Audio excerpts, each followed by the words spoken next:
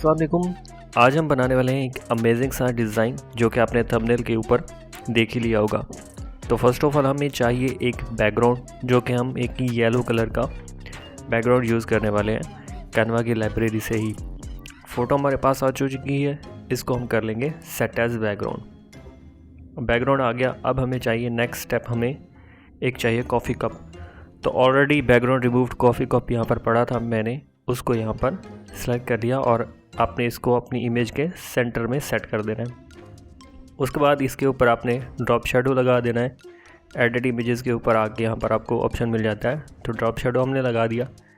Next हमें इसमें चाहिए एक फ्रेम सर्कल वाली, तो सर्कल वाली फ्रेम को आपने ऐड कर देना है और इसको यहाँ पर जो कप का इनसाइड होती है उसके साथ में इसकी जो शेप है उसको मैच कर देना है इस तरह से। अभी आप जैसे आप देख रहे हैं स्क्रीन के ऊपर। बाकी आपने इसमें थोड़ी बहुत एडजस्टमेंट कर लेनी है। बिल्कुल परफेक्ट नहीं होना चाहिए क्योंकि ये होगा भी नहीं, कैनवा के ऊपर नहीं होता। तो इस तरह से आप इस तरह हो जाए, बहुत अच्छा लगेगा। फ्रेम हमारे पास आ चुकी है। उसके बाद हमें चाहिए सिटी स्काईलाइन की एक इमेज। तो आपने कलरफुल सी इमेज एक जो है वो सिलेक्ट कर लेनी है और इसकी ट्रांसपेरेंसी को डाउन कर देना है 50%। और उसको अपने यहाँ पर जो कप का सर्कल है हमारे ऊपर, उसके शेप के हिसाब से अपनी बिल्डिंग्स को देख लेना है कि आपने कहाँ तक इमेज को यूज़ करना है और बाकी एक्सेसिव पार्ट जो है उसको हमने कहाँ पर डिलीट करना है। उसी पेज को हमने कर लेना है डुप्लीकेट फर्स्ट वाले को, और सेकंड वाले पेज के ऊपर सारा कुछ डिलीट करके हम इस इमेज का जो है वो रिमूव कर लेंगे बैकग्राउंड। अब यहाँ पर हम इसका बैकग्राउंड रिमूव कर लेते हैं। उसके बाद हमने यहाँ पर आ जाना है एडिट में, इरेज, और यहाँ पर जो एक्सेसिव पार्ट था जो हमें नहीं चाहिए, हमने जो एडजस्ट करके देखा था इमेज के ऊपर, कप के ऊपर इमेज को, वो सारा यहाँ पर इरेज कर लेंगे इस तरह से। सारा जितना पार्ट हमें नहीं चाहिए उसको कर लेंगे इस तरह से। ब्रश करके आपने जस्ट यहाँ पर इरेज वाले ऑप्शन के ऊपर क्लिक करना है, तो जस्ट वही पार्ट जो है वो आपके पास इरेज हो जाएगा। तो इजीली आप इस चीज़ को कर सकते हैं। अब यहाँ पर इस इमेज को फुल ट्रांसपेरेंस करके हमने एडिट कर दिया फ्रेम के अंदर।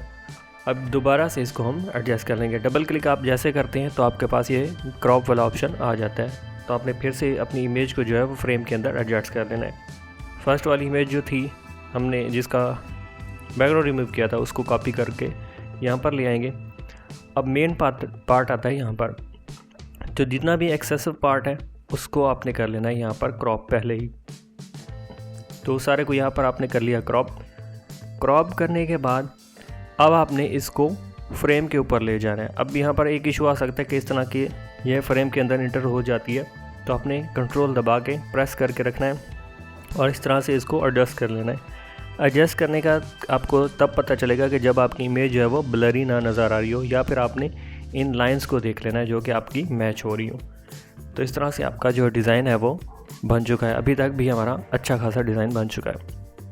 अब यहाँ पर हम एक कर्व शेडो यहाँ पर ऐड कर देंगे कप के लिए। तो ये वाला मैं यहाँ पर शेडो यूज़ करने वाला हूँ।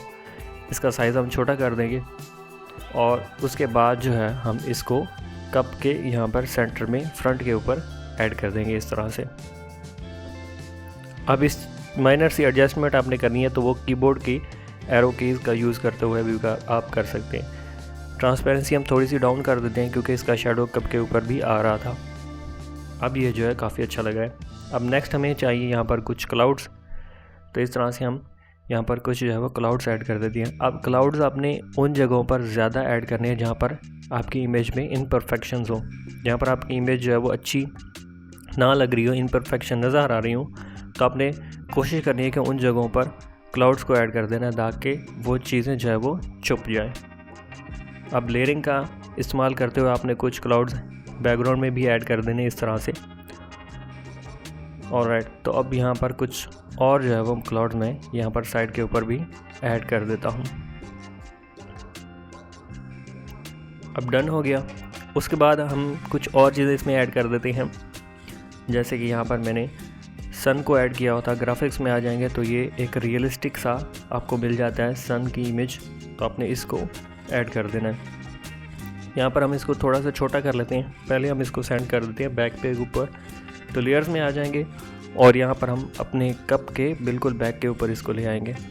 अब नेक्स्ट आपने इसको एडजस्ट कर लेना है, जिस जगह के ऊपर आप इसको रखना चाहें आप इजीली इसको एडजस्ट कर सकेंगे।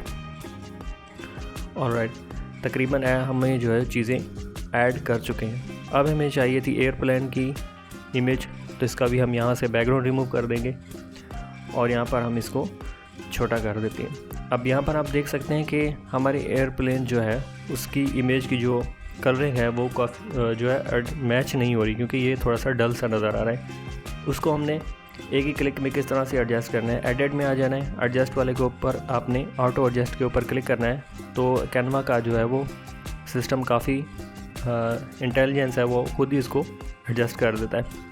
उसके बाद हमने यहाँ पर कुछ बर्ड्स को ऐड करना है और बर्ड्स को हमने इस तरह से ऐड करना है कि ये जो है वो क्लाउड्स के अंदर उड़ते हुए नज़र आए।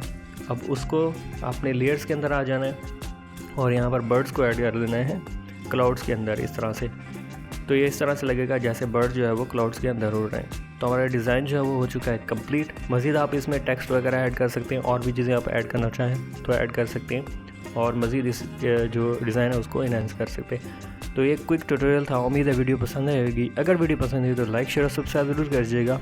अल्लाह हाफिज़।